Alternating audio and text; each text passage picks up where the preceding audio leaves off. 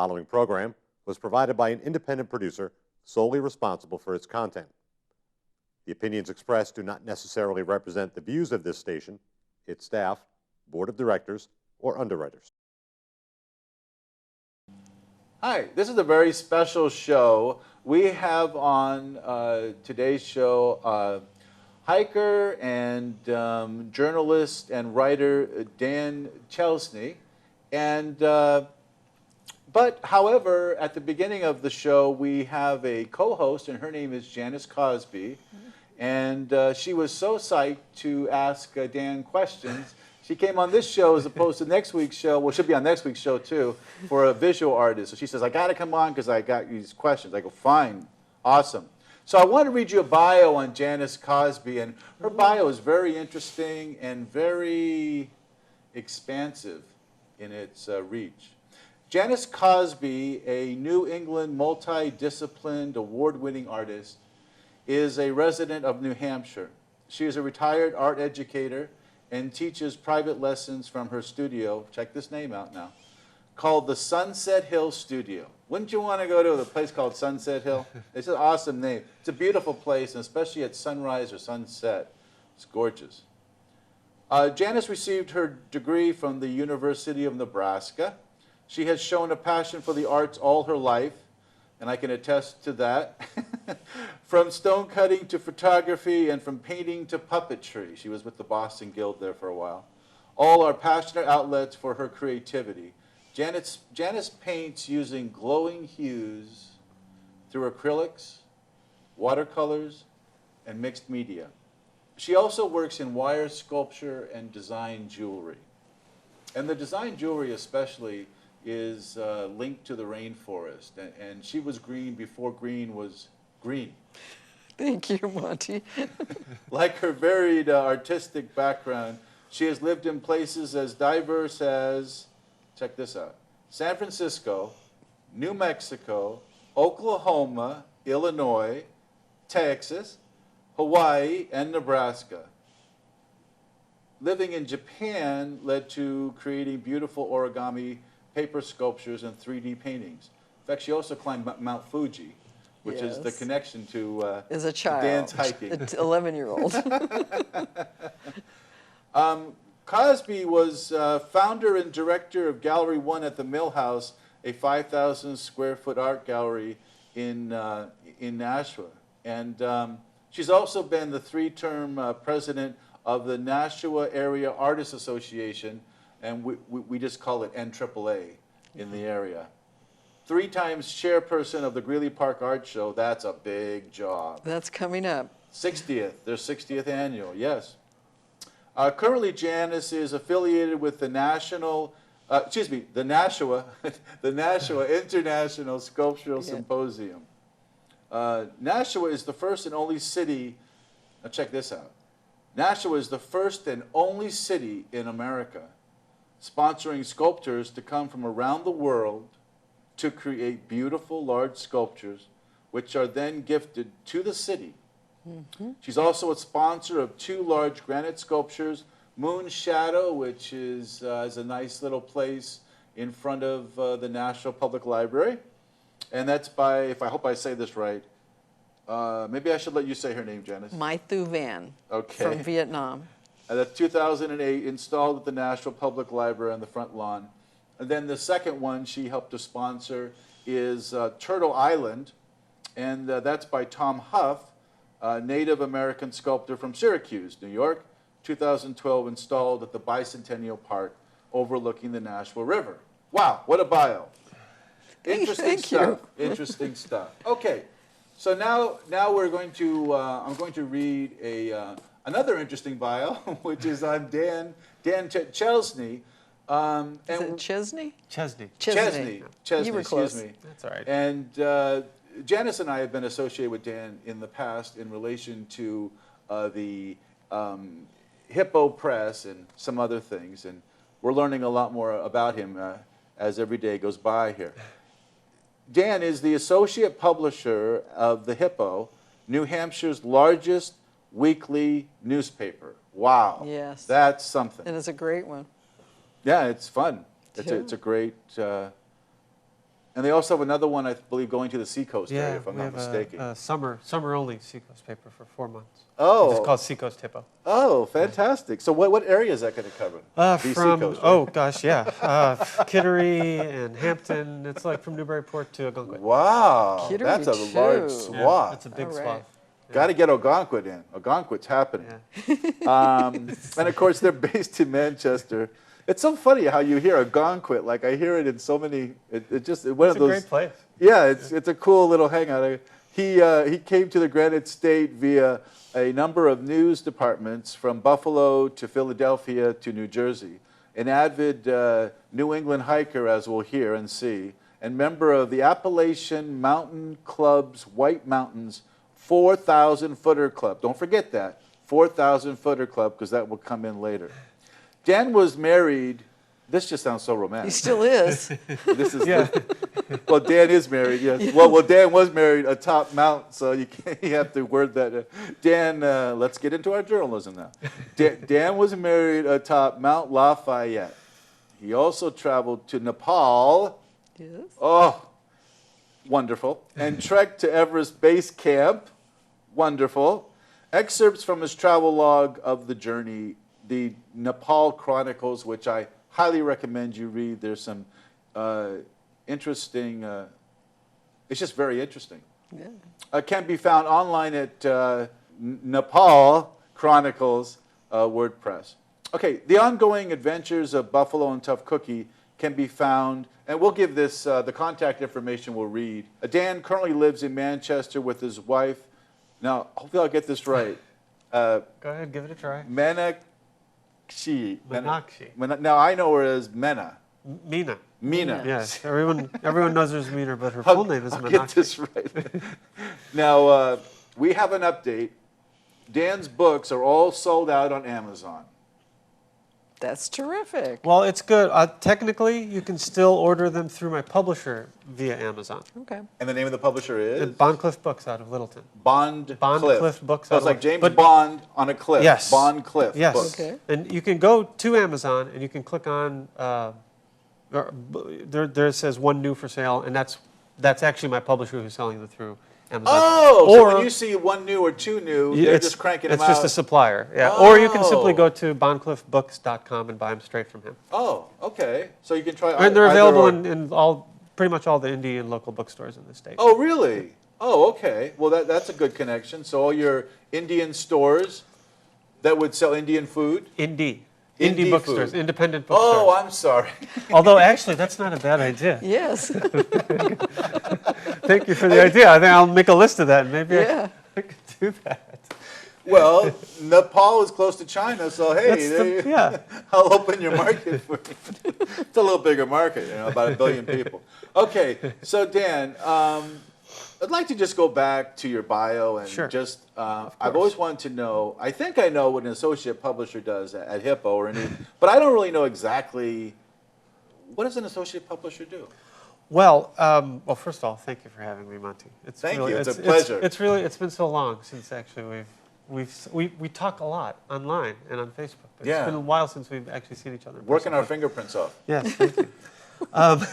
Well, at the Hippo, I founded the paper along with Jody Reese and Jeff Rapsis. Jeff Rapsis, who you know well. So all three of you. Yeah. Right.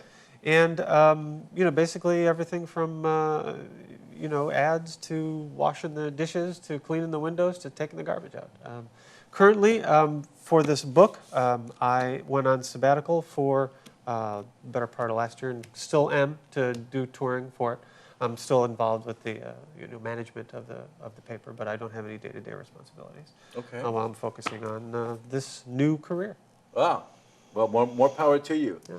Now, Mina, who is your wife? Yes. Or Mina, well, I believe she's a photographer and took some pictures for the book. If I'm not mistaken. She took the back cover. Yes, that's her Okay. picture right there, and a Ooh. couple on the inside. Yeah. Oh, okay. And yes, she's a great photographer, and she's a painter. She actually paints images on glass, on old glass windows that she takes out of mill buildings, and Oh, old wow. warehouse buildings. What does she do? Does she get dimension that way or something? Yeah, and it gives it dimension, and makes it. You put it on the wall, makes it look like Does you're she looking have through a a pane window. in front Oh, perhaps and a yes. pane behind and she No, works the midpoint? she usually does it just freehand. Oh, Mm. okay. Or sometimes she'll take a picture and put the picture behind it and then paint over it. Oh, wow. Yeah, it's pretty amazing stuff. Huh. It sounds like an interesting An process. artist. Yes, she is. She now- calls herself a bureaucrat, but she's actually an artist. Bureaucratic artist. Yeah. Now, I'm fascinated by your trip to Nepal. Yes. And where is Nepal? Hey, I got it right. I said it right. I knew I'd get it if I kept that. In relation to China and India. It is right in between. It's Oh, so it's like yes, sandwiched. it's a landlocked country that sits right on the northern border is China and the southern border is India.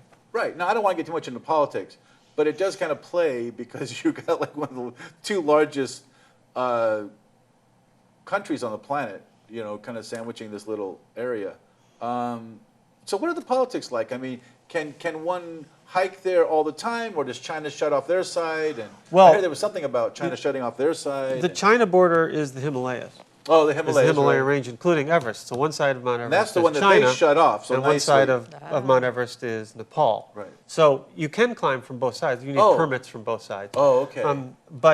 So there's not a whole lot of play between China and Nepal simply because there's 25,000 foot mountains on the border. So there's not a lot of roads Wow. that go between there. So most of Nepal has a more distinctly northern India flavor, or most of northern India has a distinctly Nepali flavor. to it, Okay. simply because it's the transportation between the two countries is a lot easier from the south than from the north. Okay. And now, what would their religion be? I'm just trying Oh to get a little gosh, into politics, religion. Buddhist, Hindu. There's Eastern. yeah. There's a pretty strong pocket of Christianity. Oh, okay. as well in See, there. now There's that Maoists. surprises me. So it's quite a melting pot. Okay, so it's like a okay. Could you let us know a little bit about how that sojourn was? I mean, Yeah. how did that go? It was life changing. It was Life changing. Yeah, well, you know, my wife and I we're married atop Mount Lafayette here in Franconia Notch.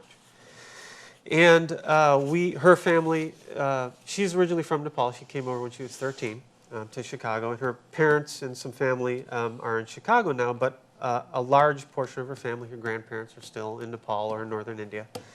And when we were married, we wanted to, her father came and said, how would you like to get married, to have a ceremony in Kathmandu?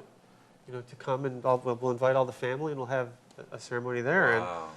And what an opportunity. So of course, Yes. we went for a month. And for our honeymoon, we trekked to Mount Everest Base Camp up in the northern Himalayas. Wow. So we were there for a little bit over a month. We were married again in Kathmandu. And then we went north to Mount Everest for 2.5 weeks. Now, We when trekked I up hear there. Kathmandu as That's a Westerner, exciting. I It was think very of nice. it as a very exotic. I mean, does it live up to Yes, that I mean, kinda you know, Humphrey it's Bogart, yes, it's Lost very. Horizon kind of? You know, I write a lot in the Nepal Chronicles about how it's very easy for a Westerner to romanticize Kathmandu and romanticize Nepal, but you also have to remember that it is a third world country. Okay. So it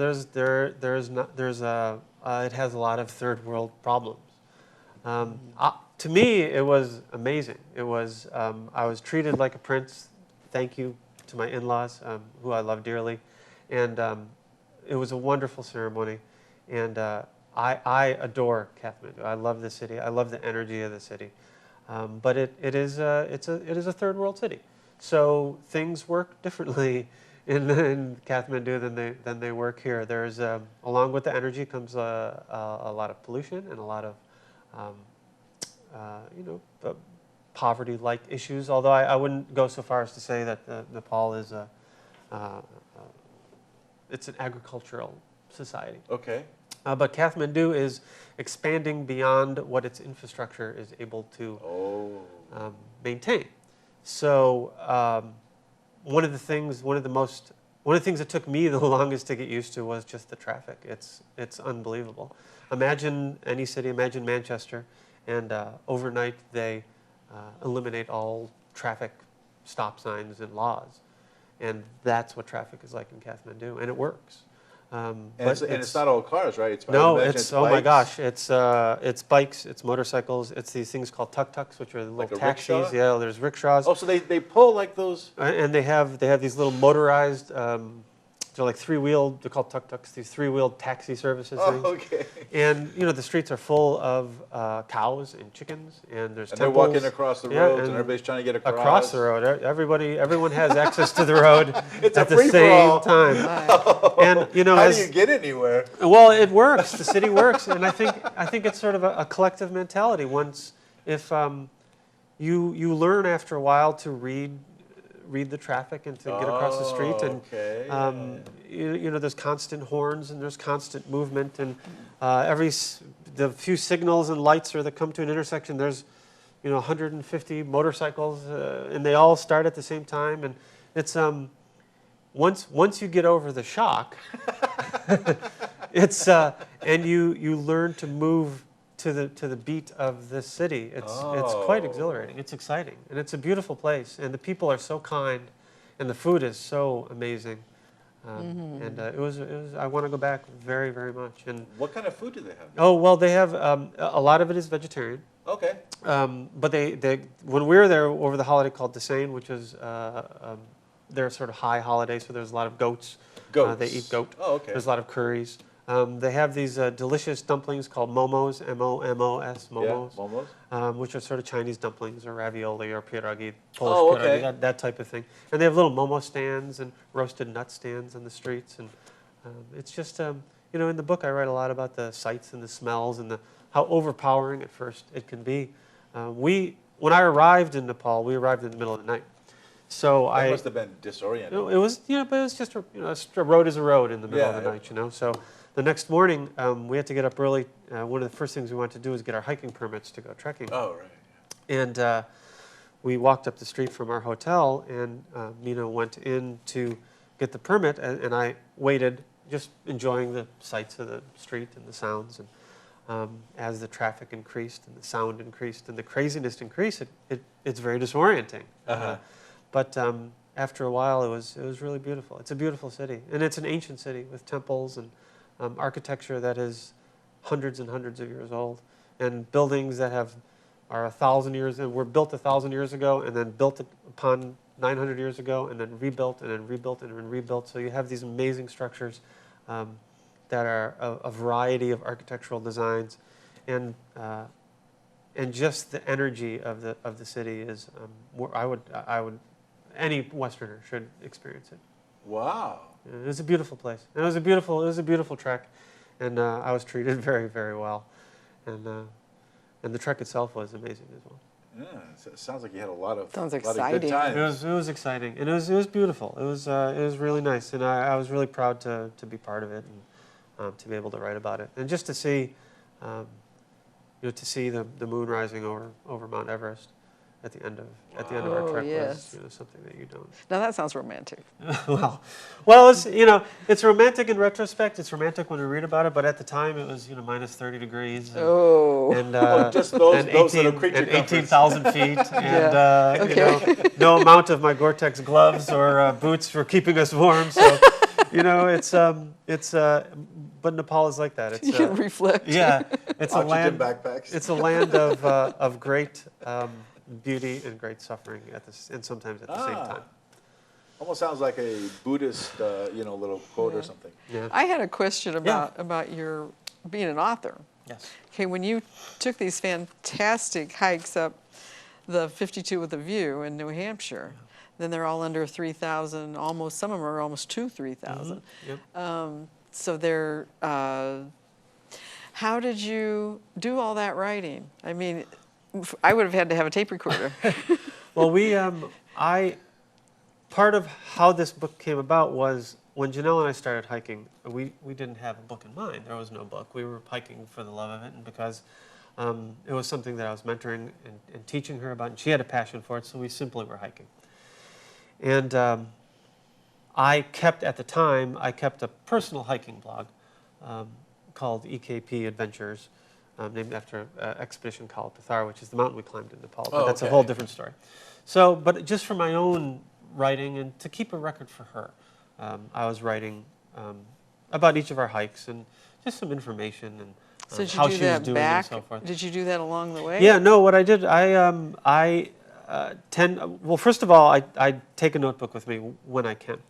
In bad weather or so forth, that usually it doesn't work so much. So oftentimes what would happen is that afterwards, Janelle and I would talk in the car or over lunch or whatever. And we would talk about the heart of that hike. Every hike has a heartbeat. Every hike is has a theme. Every hike has something that we wanted to pick out from that hike, because otherwise it would simply just be her and I just going up and down mountains in the same woods all the time. So we wanted, not necessarily for it to be a teaching moment, because that could get boring too, but for there to be something that stood out for us. Excuse So, me for one second. yeah, go ahead. Maybe we should introduce Sure. the main characters in the Adventures of Buffalo and Tough Cookie are Janelle and yourself. Yep. Maybe we should just introduce you as. This is Buffalo. I'm Buffalo. That's right. And how I'm did, not Tough well, Cookie. how did you get your name? Yes. And how did Janelle get her name? And what was her alternate name? So let's get into all Okay. that kind of. I'll back up Beginning all stuff. the way back up. A little then. bit, Janelle yeah.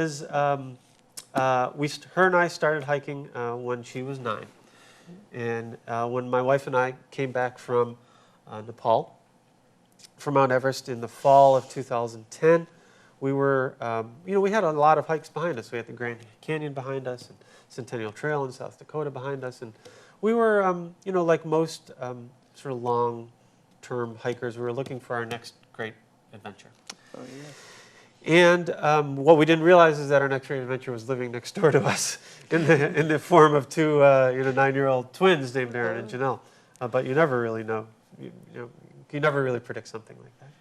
So they were our neighbors, and we knew them we knew them as the kids next door to us. We're friendly on our block. We have a neighborhood watch, and we know everyone who lives around us. But we knew them, but we didn't know them.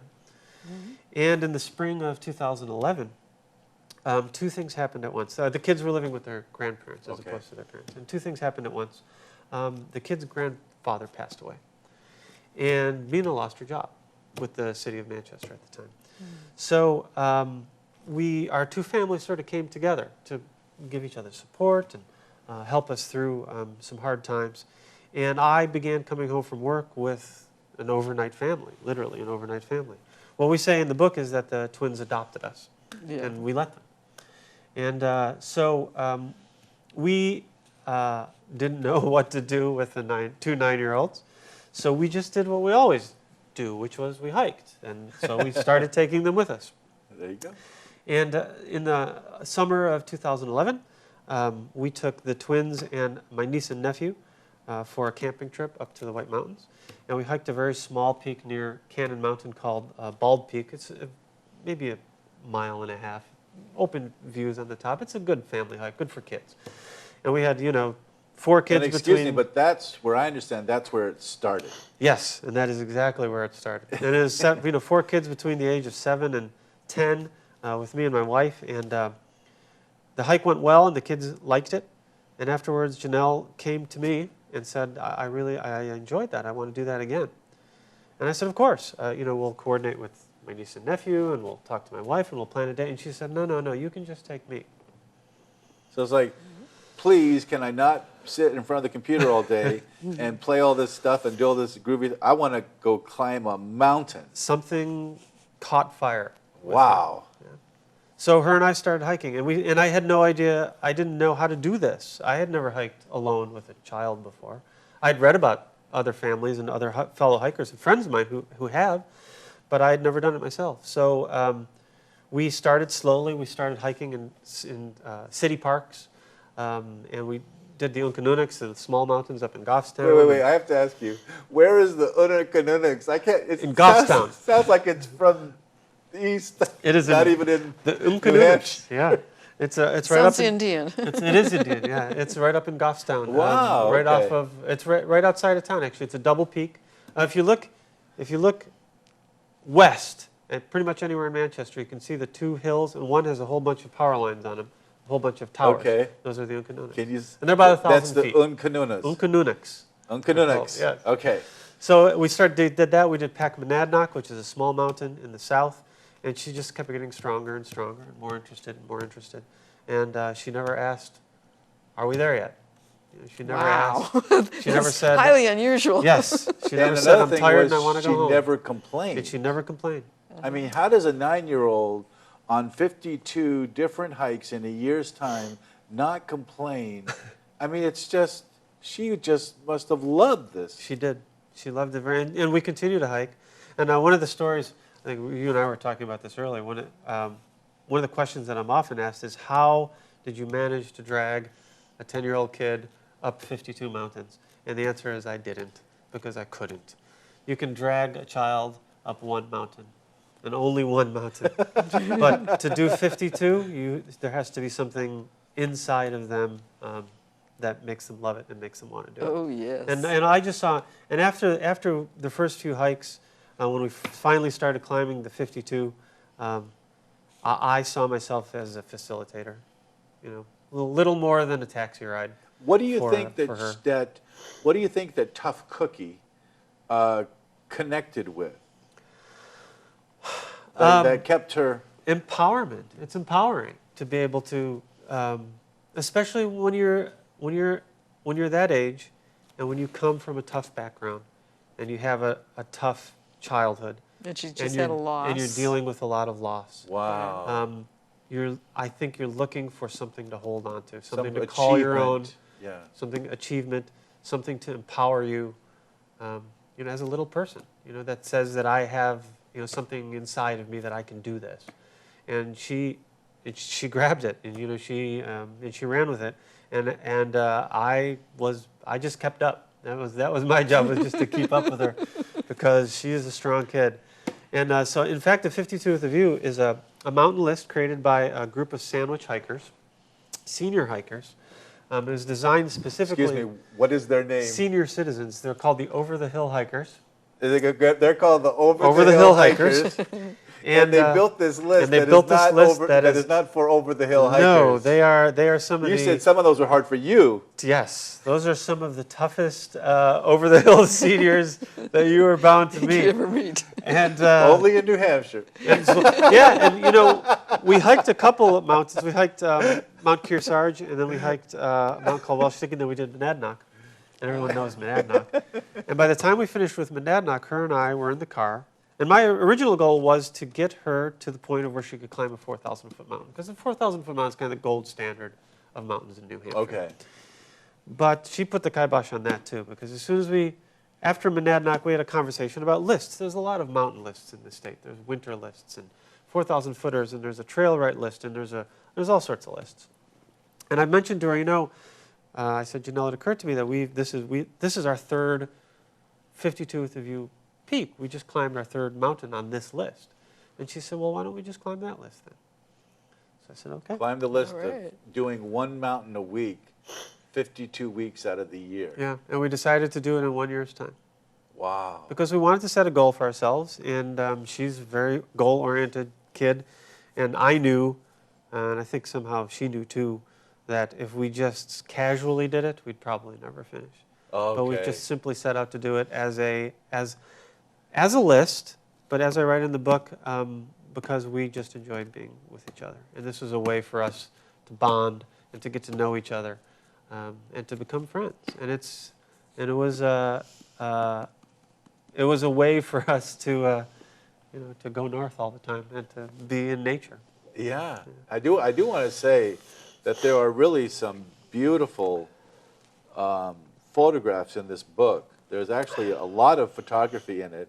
Yeah. And another thing I like about the book is it's set up, the percentage I believe is 20% hiker's guide reference, and then 80% you could be anybody and enjoying this story. But it seems like at the end of every week's hike, there's a little thing for the hikers. Yes. How to get there. I found that really consistent and really a good thing. Well, we wanted this to be a little bit of everything for everybody. When I originally sat down with my publisher to talk about what this was going to be, I said, well, it could be a memoir. It could be a book about mentorship. It could be a book about how do you get an urban child into the woods. It could be a hiking guide. And he just looked at me and he said, why not? Let's do it all. Yeah. Why can't it be all of that? Great idea. Yeah. So I said, okay. So yeah, at the end of each chapter, and each chapter is an individual hike, not one of the mountains, because in some cases we climbed more than one mountain in a hike. Right. But at the end of every hike, I believe there's 42 of them, we actually have a little section for hikers, for if you want to know where the trailhead is, what trails we took, what the mileage is, how difficult or not difficult If the there's hike going is. to be any cost, Exactly. what's going to be open at particular times of year, what's Yeah. going to be chained off. Yeah, and like this you is had an the- experience like that. You went to a mountain and you got And the mountain chained road was it, chained, yeah, so we had and to then walk along. You kind of learned it the hard way. Yes. And boy, we both learned a lot the and hard that's way. where Tough Cookie Yeah. asked you, what should we do next? Yeah. And you said, I said, go home. I thought go home, but I said, hoof it. I love that part. I love that part. And it's the great thing was that we wanted there to be, we wanted, if you're not a hiker, if you've never hiked a mountain in your life, and if you have no plans on hiking a mountain in your life, I still want there to be something in this book for you. I still wanted there to be something about building a relationship with a child. I mean, she could be doing anything. This doesn't have to be about hiking. This could be about anything that she set her mind to, or a child could set their mind to, and how to facilitate that success. Right, it builds that strength of having the idea and then going forward. Yeah. Oh, and to answer your question, I'm sorry, we took a long turnaround. Buffalo came about because, actually both of our trail names came about ironically. First, you cannot give yourself a trail name. Someone else has to give you a trail name. Oh, okay. My name, myself and my wife were hiking in Wind Cave National Park in South Dakota. And there's buffalo up on the trails, and you have to watch out for them. Those are big creatures. Yeah. And we came around a turn in high grass, and we heard what sounded like a freight train coming towards us, and there was buffalo. And I did whatever What, a whole mass of them? well, that's what it sounded like. And I did what any tough hiker would do. I ran away and hid behind a tree. I think it's a good thank you. Yeah. Toro. And as it turns out, there was not a stampede. It was two very small baby buffaloes who were just playing. And They're big too. yeah, not that well, big enough to make a noise that I thought was going to trample us. And my wife, sarcastically said, "Oh, you're such a buffalo hunter." Such a buffalo, she said. So there was my trail name. And Tough Cookie came about through her brother Aaron, actually. I guess the two kids, we were hiking along some trail, because we took Aaron for some small hikes. And they, as twins and brother and sister often do, were arguing about something or other. And Janelle was powering up the trail, and she was frustrated because Aaron wasn't as fast as her. And Aaron said, I'm paraphrasing, but Aaron said something, "Oh, you think you're just such a tough cookie." And it then stuck. what was the alternative name that he had? Or Well, our alternative name actually was, we originally wanted to call, she wanted to be, was Cop Magnet. Because in one of our very early... That's not good. I know, it's not good. And I talk a little bit about it in the introduction. One of our very early hikes here in Manchester, actually someone called the police on us.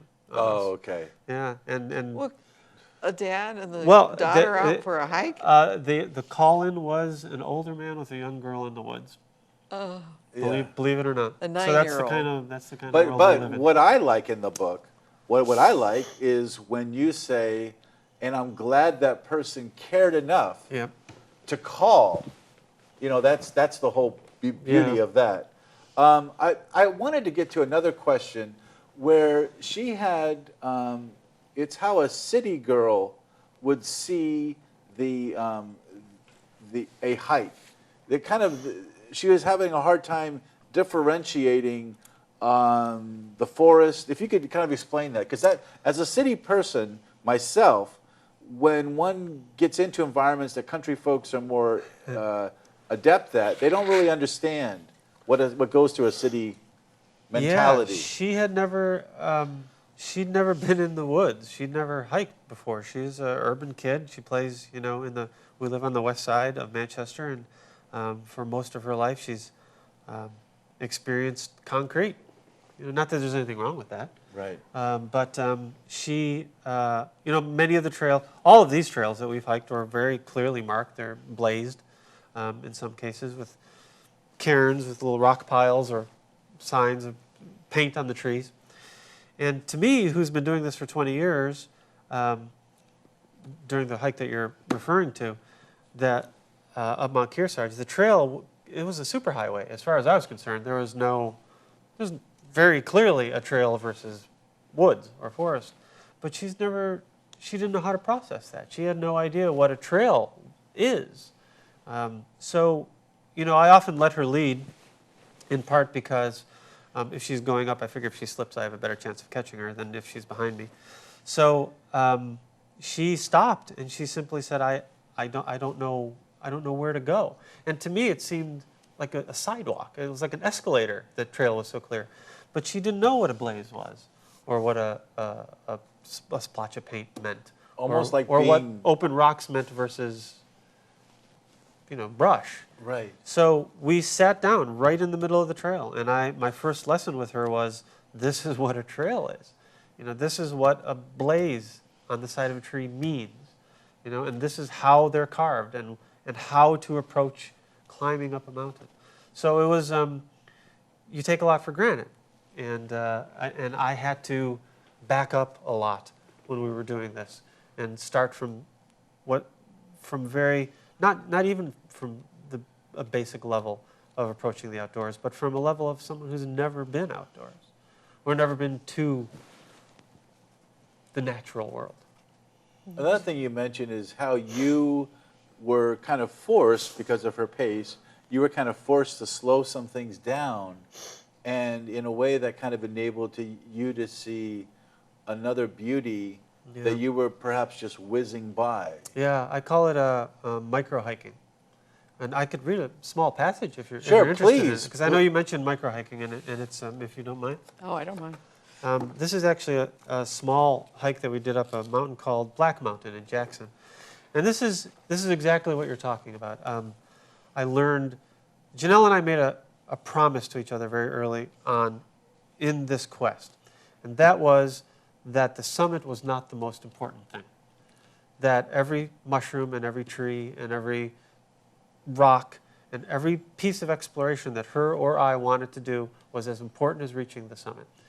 And part of the reason for that is because I didn't want to pressure her, and I wanted to learn through her eyes as well. So I wrote this chapter sort of as an explanation for that. It's a small chapter.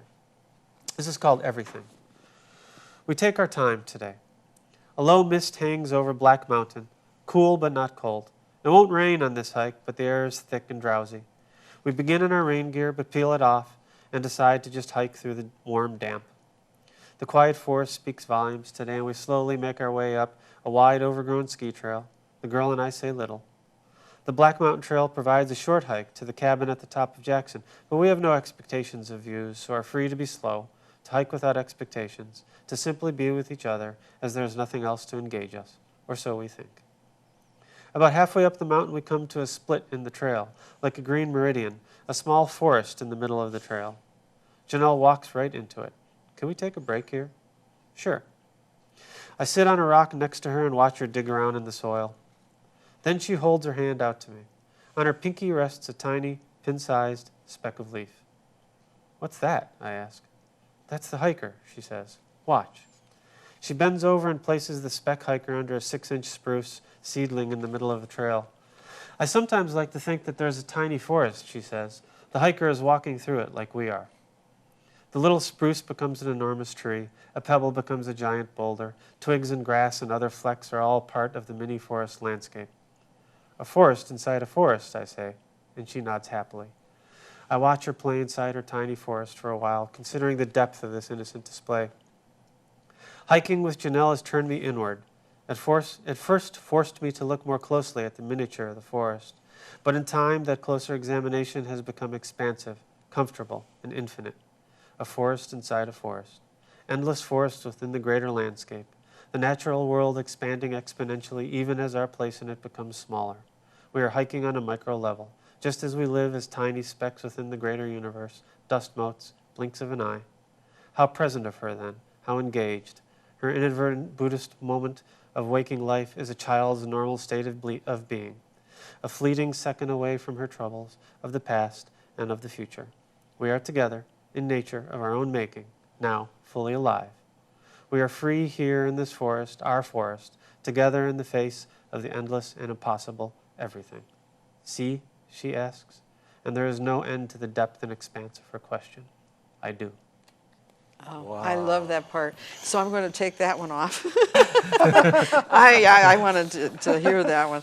Oh, wow, that just makes me feel so good. And I'm going to be reading the book to, I have 2 grandchildren. Well, I have more than that, but 2 that are 10 and 11. Oh, perfect age. Yeah. Yes. Have they hiked at all?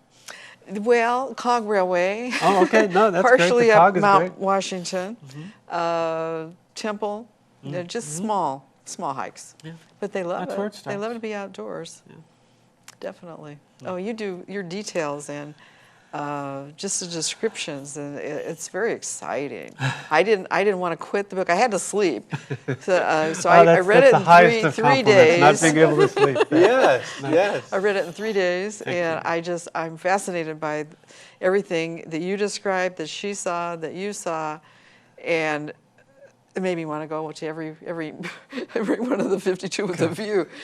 And I think, what was it, Iron Mountain? That was a hard one. Yeah, Yeah. was a tough one.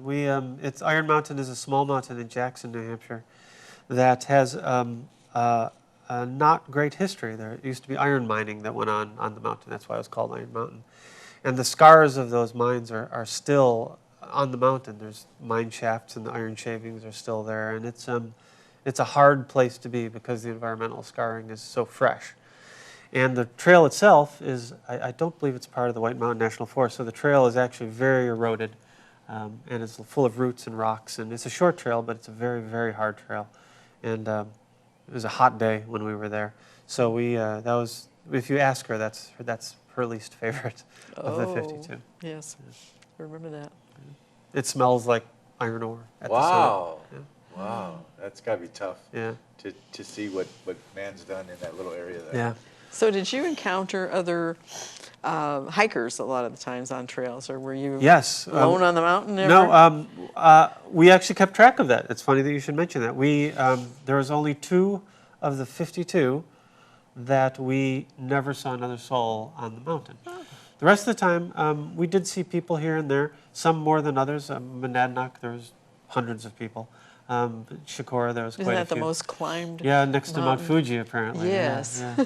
It's I a was very, surprised. very climbed mountain. And hikers of all shapes and sizes and experience climb that mountain.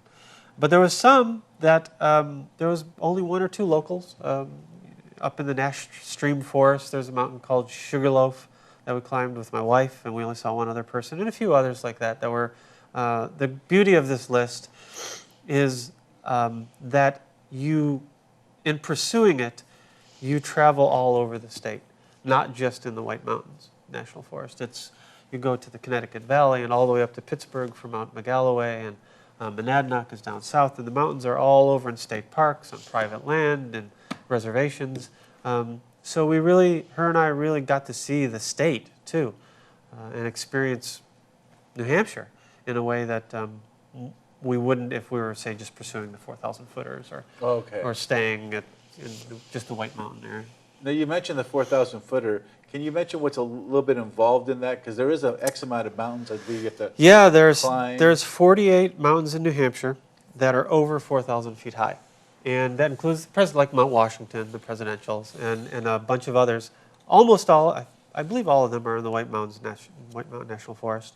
And the Appalachian Mountain Club, which is the trail club and the outdoors club that maintains the trails and has high huts up in the White Mountains,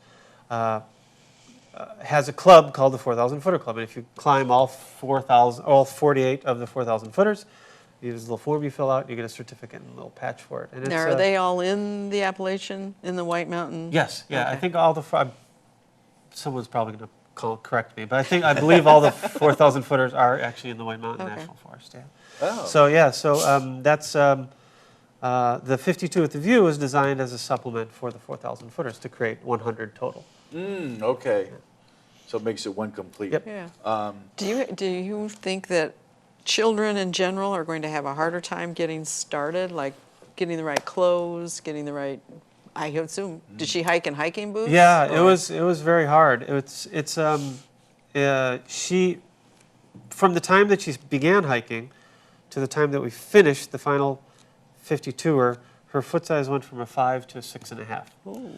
So buying $200 hiking boots for a 9-year-old, you're just throwing your money away. Yeah. Because it could get quite expensive. At the same time, I wanted her to be safe, and and we were going to places that we hiked in all seasons. We hiked in the rain, we hiked in storms, we hiked in the mud, we hiked in the extreme heat, and we hiked in the snow. And right after Sandy. Yeah, and we hiked the 2 days after Sandy, the hurricane, blew through New Hampshire. So, and oftentimes I was hiking, it was just her and I. There was no other adults there. So I had to be, very aware of what she could do, but also to provide, to give her the resources that she could do this successfully. Mm-hmm. But at the same time, I didn't want to spend $10,000 on hiking gear that she wasn't going to grow out of in 2 weeks. It's expensive for an adult. Yeah. Yeah. So I had two advantages. One was at the time that we started hiking, my wife's size was very similar to her. The girl has very big feet. My wife has small feet. Okay. And so she was able to use my wife's boots and some of her other gear. But we also had, I read about this in the book, we had this, it must have been divine providence. We were in Bethlehem, and maybe halfway through the list, and we drove by an intersection with a half a dozen boxes at the side of the road with a sign that said free. Free. And we didn't know what was in the It boxes. wasn't puppies or kittens. No, we didn't know what was in the boxes. We didn't know. So being the curious types that we are, we stopped, and those boxes were full of kids' gear. Oh my Kid you not. gosh.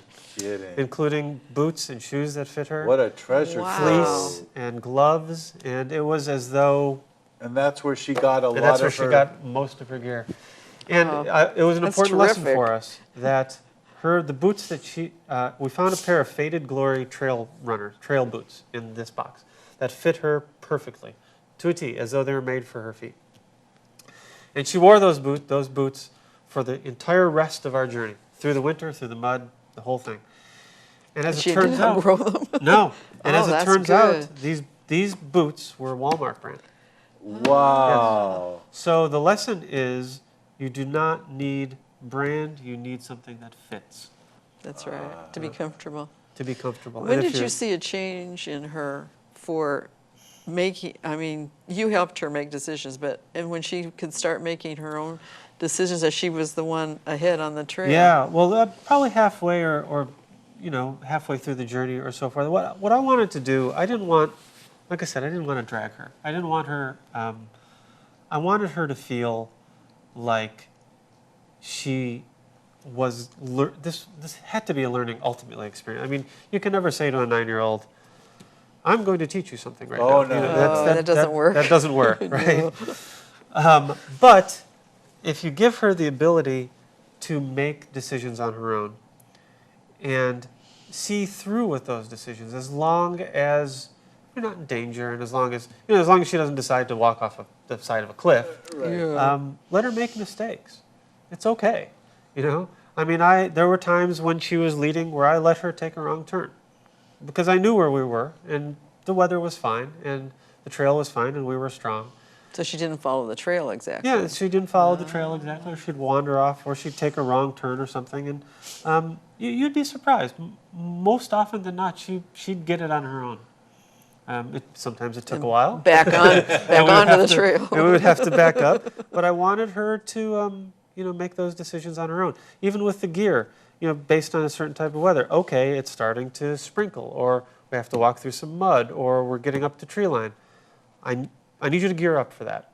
And she would make those decisions based on, what we had learned in the past. Or maybe I need to put a fleece on. Maybe I need to put an extra layer on. Maybe it's time for gloves. Maybe it's not. But she would put something on and she'd walk 100 yards and she'd say, no, this isn't working. Let me try something else. And the key was patience. It would have been it's very easy, especially when you're up there, to say, okay, reach in your backpack, take this out, put that on, And away we go. and away we go. Yeah. But what does she learn that way? So it's Not just enough. about patience. But I think what you allowed her to do was you allowed her to empower herself and learn how to make her own decisions. And even if it's wrong, it's not the end of the world. Right. Right. And that's a life lesson. In fact, I do want to ask one question now that we're getting into lessons. You had written, this is, I just took a portion out. You wrote, the lessons are universal. Learn the terrain. Find comfort in the everyday. Discover and persevere. So I think I was going to ask you if you could go into that, but I think you basically already did. And the one thing I wanted to add, we were off camera talking. I said it's like a beautiful, almost joyful wisdom that comes from that. And that's one of the things in my relationship with you through the hippo. I always kind of felt that, but in reading the book, I really got that part of it. You know, I call it like the little Manchester Yoda. Manchester Yoda. Ooh, Yeah, those are right? big. I guess those are big shoes or small shoes, yeah. depending upon if you're Yoda or whatever. And like I said off camera, I said, well, the joyful part, yes, I get that. I'm not sure about the wisdom Yeah, right. part. You don't want to play your own fife on that one. But you know, the lessons are easy ones ultimately, and they're simple ones. And you know, when I say learn the terrain, I don't necessarily mean learn the trails, but I mean learn your life, learn where you're going and what you're doing, and have a plan. You know, persevere. That's easy enough. Find what you're passionate about and just do it, and you enjoy the everyday. One of the things that Janelle and I talk about on the trail is what makes a good hike. You know, when does it become a real hike? And we decided that it becomes the real hike when there's dirt or water or blood. Then it's a real hike. Does that happen on all 52? Well, with the 9-year-old, pretty much yes. You know, she got banged up, and I got banged up, and we had blisters, and we had bruises, and we had cuts, and we got dirty, and there was a lot of bug spray And wet. and wet. But if you are comfortable with being uncomfortable, there are places that you can go that no one else is going to go.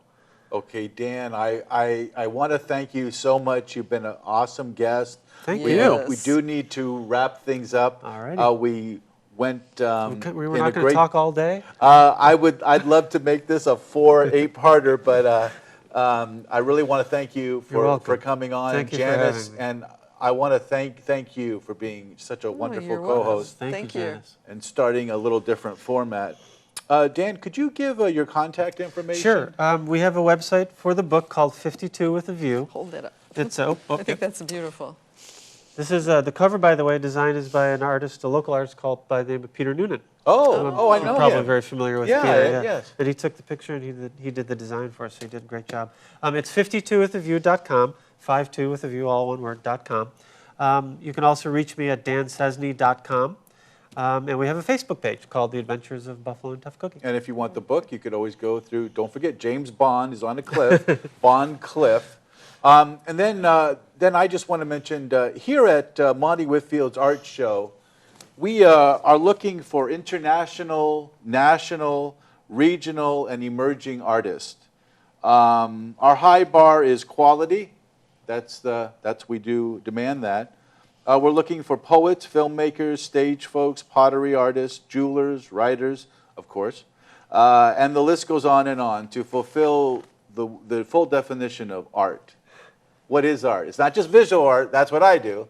Or it's not just a photographer, or a writer, or this. It's the arts. And that's what we're looking for, is a show that addresses the arts, which is an absolutely huge subject. Oh, yes. Oh, by the way, we're looking for a jazz fusion band that would like to come on the show and be the official Monty Whitfield's art show Jazz Fusion Band. And that would be a fun gig for a band that is on the rise, has high quality, and they're looking for some exposure. And that would be great to fit them in as a regular band. So, again, jazz fusion. And want to thank Dan again. You're welcome. Thank you. You did a great job. Thank you very much. And That's really nice. I want to thank Janet so much. Thank you. Thanks for having Thank me. you. The preceding program was provided by an independent producer solely responsible for its content. The opinions expressed do not necessarily represent the views of this station, its staff, board of directors, or underwriters.